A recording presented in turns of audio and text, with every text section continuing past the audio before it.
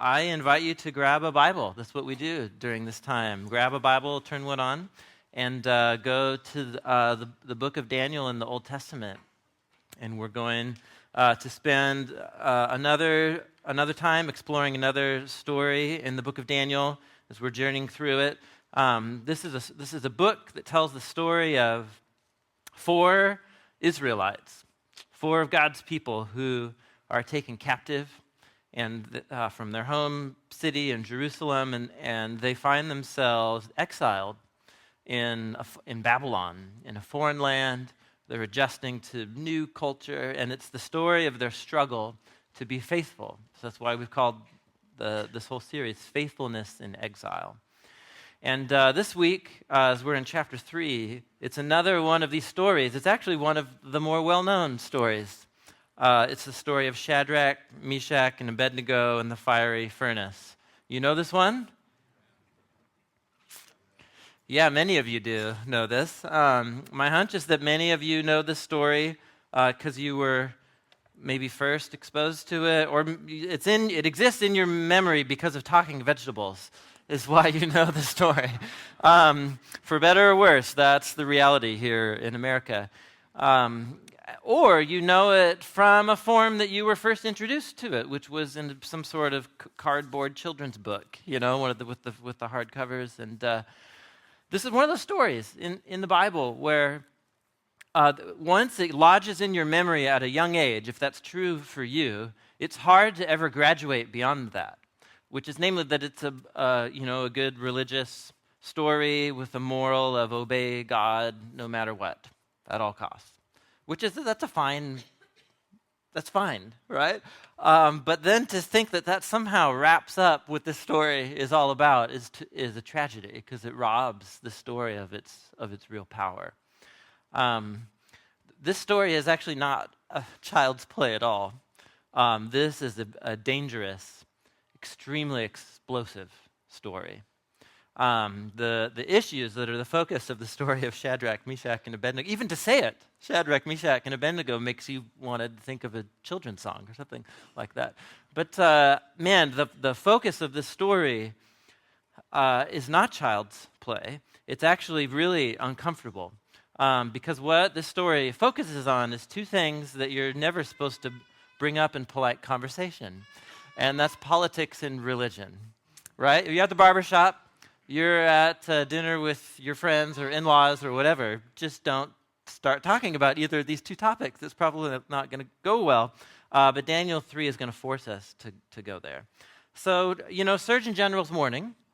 If you're tempted to be uncomfortable or agitated as we explore this story, I'm just the messenger.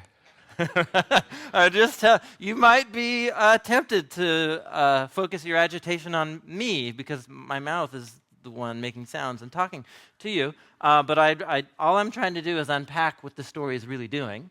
And if you have a problem, I just want to remind you, your problem's with the Bible, not with Tim. Deal? We shake on that?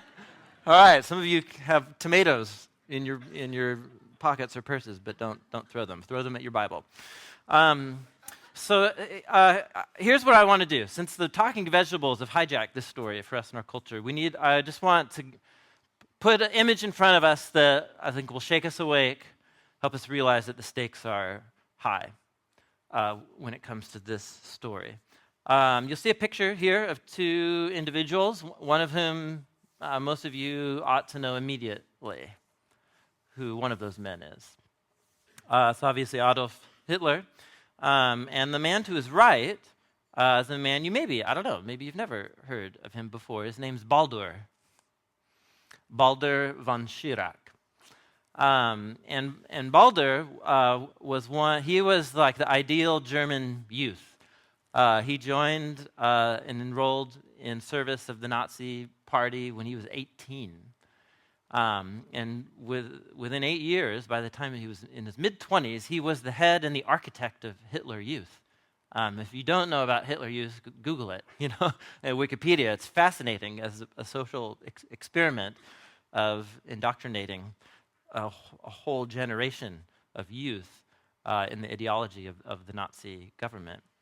And so he was the architect of that, and he was so successful at it that he was elevated to state secretary. And so he was a close personal counselor of Adolf Hitler. And there's a famous interview that Baldur did with the London Times a number of years before World War II broke out. But these were some of the final words of that interview that echoed hauntingly over Europe as the years went by afterwards. And these are the closing words of the interview. He says, "One cannot be a good German and at the same time deny God. But an arousal of faith in the eternal German," that was the center, the Superman, the Übermensch, the pinnacle of human history was Germany. That was the worldview. So the arousal of faith in the eternal German is at the same time an arousal of faith in the eternal God. If we act as true Germans, we act according to the laws of God. Whoever serves Adolf Hitler, the Führer, serves Germany. And whoever serves Germany serves God. Tell us what you really think, Baldur. So wow. And the reason why, the room's so quiet, and the reason why we cringe inside is because we know where these ideas led. Yeah? After 10 years of him saying these words, millions and millions and millions of people are dead. Like a death on a scale that human history hadn't quite seen before, except the World War a couple decades before that. That's why we cringe. There's something horrifying that happened here, where one particular tribe or nation's values, their culture, their state religion, and their ideology was elevated up to heaven. It was stamped with the authority of the gods, and they marched forth in the name of that view of the world and of themselves, and it became their job to subdue any opposition, right? This is the kind of idolatry of national identity that leads to horror and evil in our world. This is what Daniel 3 is about. Daniel 3 is an expose about the human idolatry of their own national identity. It's what happens when human beings will naturally collect together, and combine resources and seek safety and refuge and security. And that's like we have to govern ourselves, right? That's just a part of being human and the human story. But there's something unique that happens when certain tribes and certain nations elevate their way of life and stamp it with divine authority, and then go on to say everybody else needs to recognize this too. It's horrifying. Now, of course, Germany wasn't the first people group to ever do this, and they're not the last people group to ever do this. But this is what this story is about. And what it raises the question then, the overriding question, is that when God's covenant people find themselves living in a nation or a kingdom that's going down this path, what should they do? And let's say that the particular nation that God's people are living in doesn't go down quite this path, but it goes about idolizing its national identity in some other way. What are God's people to do? Welcome to Daniel chapter 3. Do I have your attention? This is not a children's story. Daniel chapter 3. Let's just dive in. Now, King Nebuchadnezzar, he made an image of gold, 60 cubits high and 60 cubits wide, and he set it up on the plain of Dura in the province of Babylon. Now, I always like to poke fun here because cubits, what on earth? Like what? I thought this is a translation into English, like what cubits? So if you go back to your tables of weights and measures, which is in every Bible that you've ever held before, or you don't have to do that. You should have a footnote or something. How big is this thing? So the ballpark of 90 feet. 90 feet. Now, I don't know if that seems big to you. I think that's pretty big. I don't know. Does anybody know how high the ceiling is? It's a real question. I don't know off the top of my head. Is that 40 feet or is that 60 feet? It's about 40. So let's say twice that high. Maybe the height, if you were to go outside, probably maybe the height 90 feet. We're talking to the top floor of the high school. Anybody want to disagree? Agree? Okay, so did you notice how tall the building was when you walked in? Is it tall? It's pretty tall. It's pretty tall. Right? So there you go. It's an enormous statue made of gold, most likely plated with gold as opposed to solid gold. So that's really big. Now what? What is this about? This is the story that begins with a king making a huge statue. A statue of what? Is it a statue of their national god? Is it a statue of Nebuchadnezzar himself? The story doesn't say, and I think that's intentional. It's intentional. So two things. One, first of all, the ancient world, this isn't crazy or unknown. Lots of kingdoms and lots of people groups made gigantic statues of the gods and so on. In the ancient world, one of the seven wonders of the ancient world was one of the tallest statues known in the world. It was way taller than this one. It was of a god. And this is great Trivial Pursuit, if you don't know it already. But it was called the Colossus of Rhodes. And Rhodes is an island, a Greek island in the Aegean Sea. It's actually off the coast of modern-day Turkey. It's one of the first islands that you would come to if you were crossing the Mediterranean to go into Greece. And this is one of the classic artistic renditions. It's about 120 years old. There's other ones where, based on the description, some people think that it was at the entrance of a harbor and that the statue had its legs, one on each pillar of the entrance of the harbor, and the ships had to go through it. Nobody actually knows. Either way, it's really big. It's way bigger than this one. And it's of a god, Helios, the sun god. So for ancient readers of this story, it's like, oh yeah, Nebuchadnezzar's one of these kings who does these kinds of things, right? But what's interesting, this is of a Greek deity, right? Helios, the sun god. But it's mysterious by its absence, or conspicuous by its absence. What is this image all about? So let's just pause. In ancient history, people could, make statues like this, but the detail isn't given here. Why? Well, for readers of the book of Daniel, if you were here last Sunday, or if you know the book of Daniel, this is Daniel chapter 3. 3 comes after 2. Good job. And what was Daniel chapter 2 all about? It was about King Nebuchadnezzar who has a dream. A dream about what? About a huge statue, image, a gigantic image. And the image represents what? What is it a symbol of?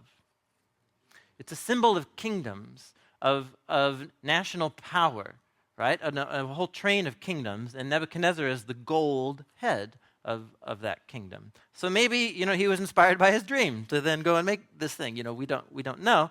But this statue is an embodiment of the king, of the Babylonian Empire, of its gods. It's of the whole deal, all merged together. You guys with me here?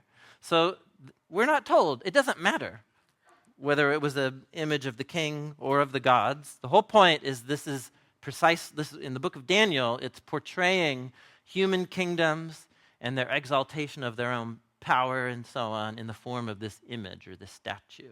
And we walk into Daniel chapter 3. Now, just to, once again, ancient people groups made big statues like this, embodying their national identity and so on, and that's cute, or primitive. So aren't we glad that we've moved past this in the modern world? So just to remind us that in New York Harbor, at this moment, stands a statue that's actually way higher than either one of these ancient statues. And what is this an embodiment of? So we don't have national ceremonies where people bow down to the Statue of Liberty. But I dare say that if it was a statue of George Clooney, it wouldn't have the same meaning. You know what I'm saying? All right? The whole point is that this thing is an image that embodies a national value of our particular kingdom, or nation. I'm not saying it's bad. I'm not saying it's good. I'm just saying we still do this in the modern world. Are you guys with me here? So here's where the story goes. This is a symbol of national identity of Babylon and of power and self-exaltation. Where's the story going to go? Verse 2. So Nebuchadnezzar summoned get ready, the satraps, the prefects, the governors, the advisors, the treasurers, the judges, the magistrates, and all of the other provincial officials to come to the dedication of the image that he had set up. Now, is that a long list? That's quite a list. It's going to get repeated about 5 more times before the story's over, and you might think it's so weird. So it is weird. The point is to kind of make you think this is so ridiculous, this list of people. The whole point, it's a literary technique to say every possible government official the entire Babylonian government shows up for the scene. That's the point. And it's just every term satrap. Satrap. So anyway, I don't know, it sounds like a bird trap, but anyhow. So all these officials. And so the satraps, the prefects, the governors, the advisors, the treasurers, the judges, the magistrates, and all the other provincial officials assembled for the dedication of the image that King Nebuchadnezzar had set up, and they stood before it. What a scene. Then the herald loudly proclaimed, "Nations and peoples of every language, this is what you are commanded to do. As soon as you hear the sound of," get ready for another list, "the horn, the flute, the zither, the lyre," this is not funny, but it is funny, the zither, "the lyre, the harp, the pipe, and all kinds of music, you must fall down and worship the image of gold that King Nebuchadnezzar has set up. Whoever does not fall down and worship will immediately be thrown into the blazing furnace." Therefore, as soon as they heard the sound of the horn and the flute and the zither and the lyre and the harp and all kinds of music, all of the nations and all of the peoples of every language fell down and worshipped the image of gold that King Nebuchadnezzar had set up. How you guys doing? Did you get the scene? Well, this happens in many stories. None of the main characters of the book have even appeared yet. You got to set the stage here. So Babylon here is being presented for readers of the book in this, it's this iconic, kind of almost archetypal representation of the most powerful empire, at the time in the ancient world, exalting its own power to the place of the gods. And it's Nebuchadnezzar, it's the gods, it's their military power, it's their way of life, it's their culture, all of it's being, and all of the world is being asked to give its allegiance, declare its allegiance to the statue. So it's not just about that they go and sing praise songs, right, and bow down. It's that they give allegiance, that they recognize that Babylon defines reality. Babylon gets to define what's right and wrong. Babylon defines what success and failure is. Babylon is God. That's what's happening here. And all of it is symbolized in this image. Now, we won't take a whole bunch of time to go into this, but I just want to remind us, again, if you were here last week, the fact that human kingdoms being represented by an image, this is a very clear allusion. The author is giving us as many little clues as the author can to remind us of another biblical passage that talks about humans ruling as an image. Pop quiz. If you were here last week, what page of the Bible should you be thinking of?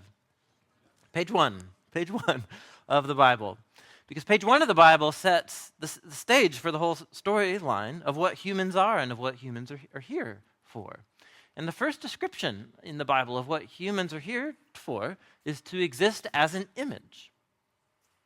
So God created humanity in his own image. In the image of God, he created him, that is humanity, male and female, he created them. So individually as a species and then together as a community. They are the image of God. God blessed them and said, "Be fruitful, increase in number, fill the earth, and subdue it, rule over the fish in the sea, the birds in the sky, over every living creature that moves on the ground. And you see at the top here the Hebrew word tselem that gets translated as statue or image. It's also one of the standard biblical words for idol. Now, Israel was called to never make an image of God. One, because to do so would be to take some image available within creation, a created thing, and then to treat that as if it's the creator. It's to blur the distinction between creator and creature. And so that's a violation, and it's reducing God to something less than who God truly is. But the other main reason is based out of this story. The reason Israel wasn't to make images of God is because the story of the Bible began with God making images of himself. Images already exist of God. You don't need to make more. You are one, and you're sitting next to one. So, and how do human beings image God? And the story highlights it by ruling. God's the king of the world, but the storyline of the Bible is that God has chosen to partner with and to rule the world through his images, his image-bearing creatures who rule the world on God's behalf. And what's happening here in this story is this image here is now representing this distortion of the fabric of the universe. Because now all of a sudden you have humans worshiping this image in the shape of a human, but what does this image represent? It represents human rule.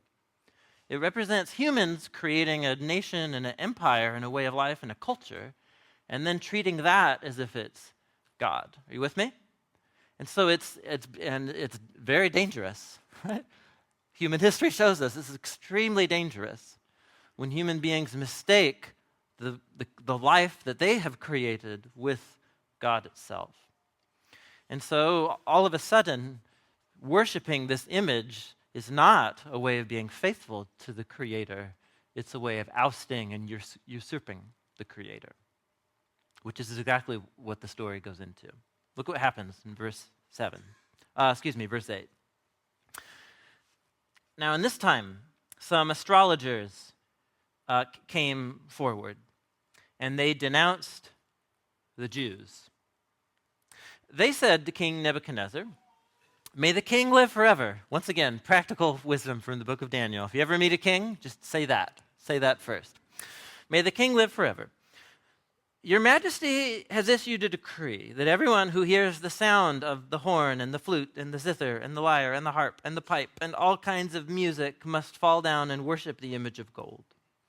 And that whoever doesn't fall down and worship will be thrown into the blazing furnace." Now, there are some Jews that you have set over the affairs of the province of Babylon: Shadrach, Meshach, and Abednego. So they're Babylonian names, not their Hebrew names. They don't pay any attention to you, Your Majesty. They serve neither your gods, nor do they worship the image of gold that you have set up. Do you see what they've done right there? They've just connected three things. They don't honor you, they don't serve your gods, and they don't worship the image, which is a representation of their kingdom and their empire. Do you see? It's the unholy trinity, right? So it's the imperial power embodied in the king, and that king exists with the authority and in partnership of the gods, and all of that embodies and is carried forward by the image which represents their kingdom and so on. So there you go. That's the triad right there. And so note, it's the king's personal honor, the national story and identity, and then their civic religion is all merged together here and represented. And so by the fact that these three aren't participating, they're now a threat, right? Because they don't conform to this exaltation of their national gods and of their national power. Furious with rage, we read. Nebuchadnezzar summoned Shadrach, Meshach, and Abednego. And so these men were brought before the king. Now Nebuchadnezzar said to them, "Is it true, Shadrach, Meshach, and Abednego, that you don't serve my gods or worship the image of gold that I've set up? Now, when you hear the sound," you ready? Another time. "Of the horn, the flute, the zither, the lyre, the harp, and the pipe, and all kinds of music. If you're ready to fall down and worship the image I've made, it's great, very good. But if you don't worship it, you'll be thrown immediately into the blazing furnace." So they have their own little personal ceremony now on trial. And he concludes with this line, "Then what God will be able to rescue you from my hand?" So this is clearly a man intoxicated with his own power and with his own imperial role in the power of his kingdom. He equates himself to a god here. "I'm God to you. There is no God that can rescue you because Babylon's God. And I'm God. I hold your life in my hands." Look at their response. Shadrach, Meshach, and Abednego replied to him, "King Nebuchadnezzar, we don't really need to defend ourselves before you in this matter. If we're thrown into the blazing furnace, the God we serve, he's able to deliver us from it, and he will deliver us from your majesty's hand. But even if he does not deliver us, we want you to know, your majesty, that we're not going to serve your gods or worship the image of gold that you have set up." That might be the most polite, the most polite rebellion I've ever read of in the Bible. Are you with me? That's how polite they are. What you were expecting was something, I don't know, filthy pagan blasphemer, we will, this kind of thing, infidel. No, it's just like super polite. Even if our God does not deliver us. So first of all, they just say, we're not going to have a theological debate right now. We don't believe that you're God. We don't believe that Babylon is God. We don't believe that your gods represent the one true God. So we're just not going to have that debate right now. We don't need to defend ourselves. And if you want to kill us, that's fine. Our God will deliver us. Our God might deliver us from the furnace and we'll continue living on, but our God may not do that. Either way, you're not God. And we're not interested in having a debate, your majesty. I mean, just like, I'm saying how infuriating this would be, because they're the nicest people you've ever met, but you have to kill them now, right? Are you with me? It's very important. We're going to come back to this, but pay attention to that. The nature of their resistance is to be very polite and completely peaceful, but also full of conviction, and trust. And whether their God delivers them, whether not, that's not the issue here. We just fundamentally disagree with who you think you are and who you think Babylon is. Then Nebuchadnezzar was furious. He was furious with Shadrach, Meshach, and Abednego. And his attitude towards them changed, like yours would too. Now, this is the New International Version. Some of you have a different translation right there. His attitude toward them changed. What else? Other translations? The expression of his face. It's a word play. It's hard to do in English. Literally, it's the selim of his face changed.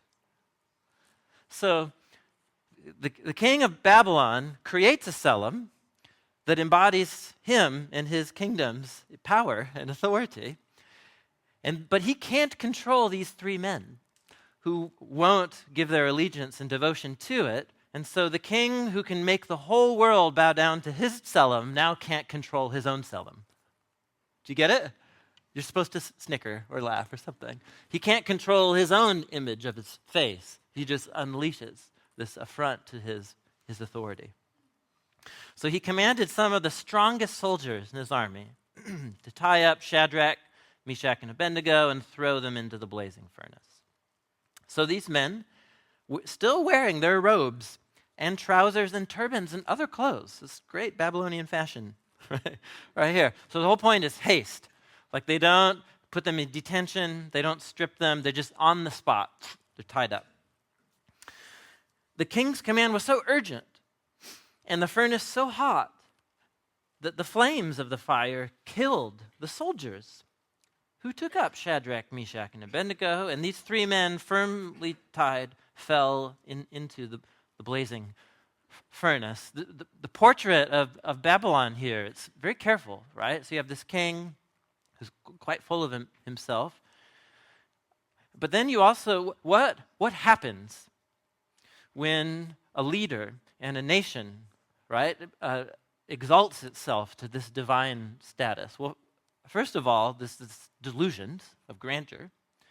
But second of all, as we're going to see in the story, just human life becomes very expendable. When a nation exalts and deifies its own power and authority, how do you know when a nation's idolized its own power and authority? Human life becomes much less valuable. It's expendable. And so the king will throw away human lives just to destroy the human lives of the people who offend him. These soldiers, right? I mean, their stories are untold, their families, but the whole point is that they're nothing to him. Human life becomes of less worth when nations idolize themselves. Then King Nebuchadnezzar leaped to his feet in amazement. What? What's happening? He asked his advisors, wait, weren't there 3 men that we tied up and threw into the fire? They replied, yep, yes, Your Majesty. Would you ever say no to anything that this kind of guy says? Yes, Your Majesty. Then he said, well, look, I see 4 humans walking around in the fire. They're unbound and they're unharmed. It's like the fire incinerated the ropes. And the 4th looks like a what? A son of the gods. Now, so put into the mouth of a non-Israelite, this is just the way of saying, looks like a divine being, like a son, a member of the divine group of beings. There's a divine being in them with these 3. So Nebuchadnezzar then approached the opening of the blazing furnace, and he shouted, Shadrach, Meshach, Abednego, servants of the Most High God, come on, get out of there. Come here. So Shadrach, Meshach, and Abednego came out of the fire. So remember their words here. If our God delivers us from your hand, or if our God does not, you don't have power over. You're not God. Did God deliver them from the fire? Did they get thrown into the fire? So in one sense, they did not get delivered from the fire. But then in another sense, did they get delivered from the furnace? Yes. So what they were not spared is going into the furnace. But then all of a sudden what they find is that God has entered the furnace with them. God's with them, so to speak. Nebuchadnezzar said, praise be to the God, where do we, they came out of the fire, verse 27. The satraps, the prefects, the governors, the royal advisors crowded around them. When they saw that the fire hadn't harmed their bodies, no hair of their heads was singed, the robes didn't even, they could just wear the clothes to work tomorrow. There was no smell of fire on them. Then Nebuchadnezzar said, praise be to the God of Shadrach, Meshach, and Abednego, who has sent his angel, right? He's now made a conclusion about who the son of the gods was, an angel, a divine messenger, and rescued his servants. They trusted him, and they defied the king's command. They were willing to give up their lives rather than serve or worship any god except their own God. Therefore, I decree, what a rash, right? What a rash person. I decree that the people of any nation or language who say anything against the God of Shadrach, Meshach, and Abednego be cut into pieces and their houses be turned into piles of rubble, for no other God can save in this way. Then the king promoted Shadrach, Meshach, and Abednego in the province of Babylon. There's the story. How you guys doing? Is this a children's story? Is this a story that you could rob of all its most powerful elements and make understandable to children? Yes, and I would suggest that's exactly what's happened with the talking vegetables. But there's just holy cow, there's so much more happening here. Notice that the king doesn't therefore declare that, oh, I'm not God, and the God of Shadrach, Meshach, and Abednego is the true God, and we're all going to worship and give allegiance. That's not what happens, is it?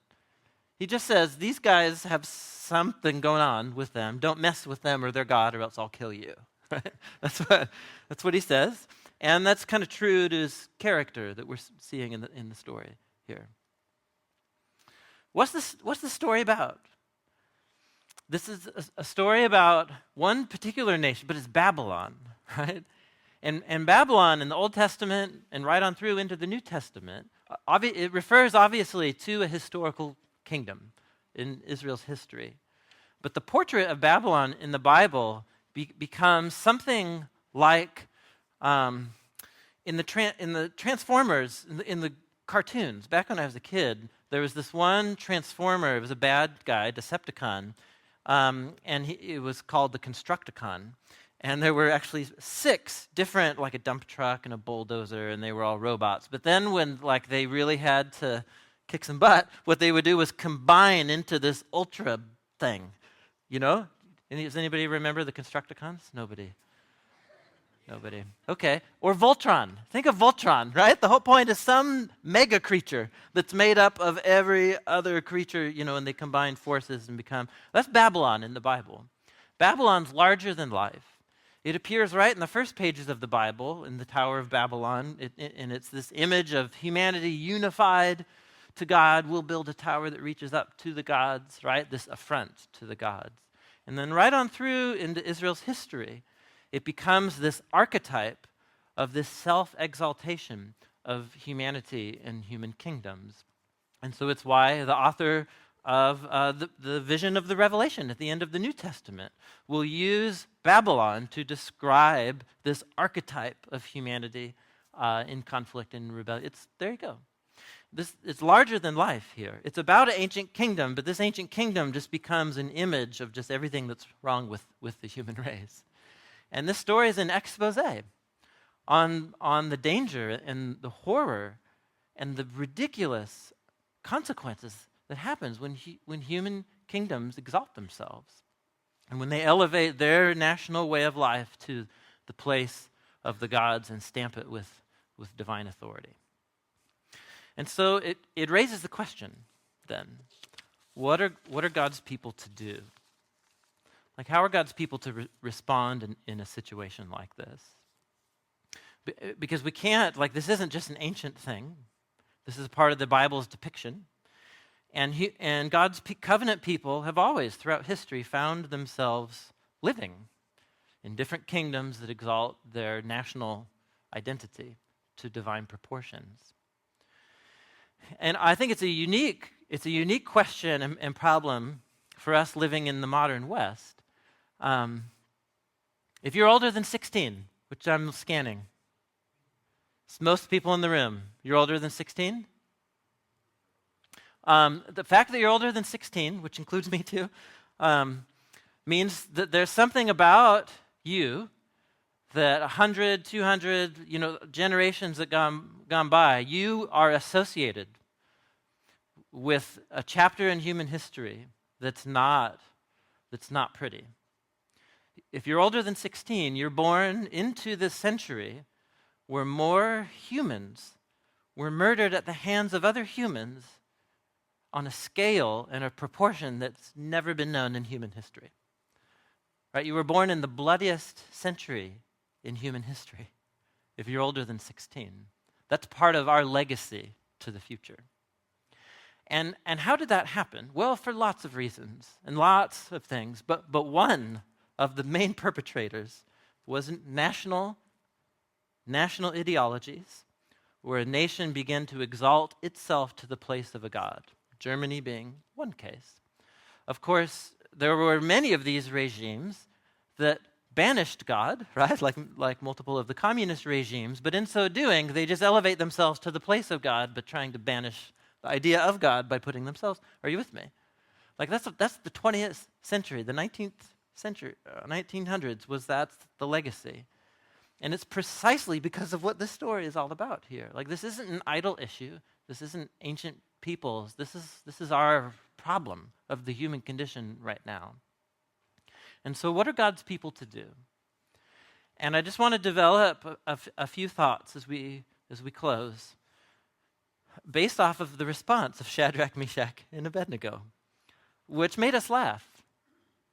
And it made us laugh because it seemed so simple and silly, but yet it was very powerful. How are God's people to respond? Well, it seems very clear that the story is advocating resistance. Resist. Resist the temptation to equate your nation's values and civic religion and way of life with the one true God of heaven. Like resist at all costs. Because that's the way of compromise. But resist how? What form should God's people's resistance take? And what's remarkable about this story is what it doesn't take the form of public protest. You know, they don't march down to the plain of Dura with signs, God hates idols. Like they don't do that, do they? They don't. But they are resisting, aren't they? Their resistance begins as just this peaceful non-participation in the national idolatry. That's the form that it takes. It's peaceful. They don't even draw attention to themselves. Nebuchadnezzar would have never even known that they were resisting if they hadn't been ratted out, right, by these other people. And so there's something really remarkable about that. It's this peaceful non-participation. But no, their non-participation doesn't mean withdrawal. It doesn't mean that they all, moved, to the plains of the desert and started their alternate community. What do they do for a living? They have government jobs. They serve the kingdom of Babylon, making it the best place that they can possibly help make it. So they haven't withdrawn. They're fully engaged. But they don't participate in the national idolatry. Right? It's this knife edge of faithfulness of God's people in exile. They dress like Babylonians. They talk like Babylonians. Right? But they don't participate when it comes to those things. So that's the first thing. And that's actually what makes their resistance so difficult to deal with for Nebuchadnezzar. Because let's say they didn't go the protesting route, and let's say they didn't go the non-participation route. Of course, they could have resisted with force in some way. They could have gone down to the plain of Dura with explosives lining their belts and stood next to the thing. And, they could have done that. And that's easy to deal with for Nebuchadnezzar because you just arrest them and then you kill them because they were trying to kill you. But the power of the resistance of God's people in this story is their innocence, and it is their peaceful demeanor, in their nonviolent resistance. Are you with me here? That's the power. Because what they're saying essentially is, look, you have the power to kill us, but what does that mean? That doesn't make you God. Our God's the true God. He has the power of life and death, and so if he chooses to keep us alive or if he chooses to let us die, you're not God. So it's their innocence. It's the fact that they're actually not a threat to Nebuchadnezzar that makes the power of their witness so significant. Are you with me here? And it's this story right here. This is one of a number of stories in the Bible that helped the early Christians develop what today we could call like a political theology, a way of thinking about how should Christians behave and relate to whatever nation or kingdom that they happen to find themselves living in. And it's very clear that the first thing is that you have God's people. They're living in Babylon, and they're being faithful to their God. And so if Jesus' covenant people, if we're being truly faithful to Jesus, it means, first of all, a resistance of national idolatries. But it doesn't mean a withdrawal. and just a wholesale condemnation of the nation in which we find ourselves too. It's the knife edge, right? And so Jesus' followers, right, they find themselves in cultures and places, but the fact that they happen to live in a certain nation doesn't define their identity, right? If I'm one of God's people, a part of Jesus' covenant people, then I am first and foremost, I'm a follower of Jesus. And so I identify myself by my relationship to God through Jesus, and my mission is to seek God's kingdom and to love God and to love other people. That's how Jesus defined what it meant to follow him. And if I'm truly loving God and I'm truly loving other people, I'm going to seek the best for my community and my nation and so on. But I do so out of a completely different motivation. Not because I think that my nation is the best nation, it's because I believe that my nation exists under the rule and the authority of God, and that I'm called to contribute to it as one of image-bearing human and as a follower of Jesus. And this is what one of the most significant early thinkers and theologians of the church, a pastor and theologian named Augustine. And in his great, very significant work, The City of God, he developed this theology of what we would call dual citizenship. And that's what this is, dual citizenship. It's saying my first and foremost identity is as a member of God's kingdom, which is a multi-ethnic international movement that gives its allegiance to Jesus, who's the king of the world. And whether or not Nebuchadnezzar knows it, he's a servant of the king of the world. And there are times when I might need to try and remind Nebuchadnezzar that he's not God. And the power of that resistance will be in its peaceful, nonviolent manner, where there's no accusation of revolt. I'm just reminding Nebuchadnezzar that he's not God and that he should do the right thing. But at the same time, it often means it's this prophetic community, right?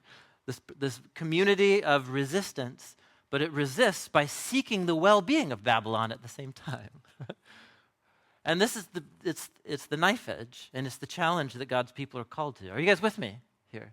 It doesn't fit any of our categories, right? Especially in Western politics, like the way our party system works and our politics and so on. We want someone to fit in one of those, and this doesn't fit in any of those, right? I mean, someone could be a member of Jesus' kingdom and find themselves compelled because of policy debates and so on to fit in any one of the number of parties, right, that exist in our government.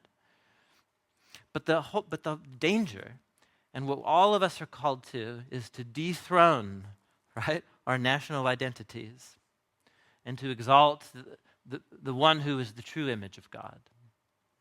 If I'm a follower of Jesus, I actually do believe there is one place where you can find a physical, embodied image of God. It's one place. And the Apostle Paul put it this way. He said, the Son, Jesus, the exalted, risen Jesus, he's the image of the invisible God. He's the firstborn over all creation. For in him all things were created, things on heaven, things on earth, visible, invisible, thrones, powers, rulers, or authorities, all things have been created through him and for him. And how does Jesus, the image of God, who represents heaven's rule and authority over earth, how does the Son go about ruling the world? God was pleased to have all of his fullness dwell in him, and through him to reconcile to himself all things, things in heaven, things on earth, by making peace through his blood shed on the cross. The Son of the gods enters the furnace. Right? The image of God allows himself to be consumed in the fires and the violence of human idolized kingdoms. He was there with Shadrach, Meshach, and Abednego, and he's there on the cross. And he's allowing the consequences of the horror of national idolatries, it's a Roman cross, to kill him. And Jesus is victorious over the idolatrous kingdoms of this world precisely through his love and his life and his resurrection, conquering their power. There's a million ways why this is something that American Christians need to hear in 2016. I'm not sure exactly what it's supposed to mean to you in your circles and in your family dialogues about religion and politics. But this is something I think it's timely that we're here in Daniel chapter 3. And foremost, like whatever the debates go, and as you go into community groups, and as you go talk and think about this, where it all leads us is to the cross.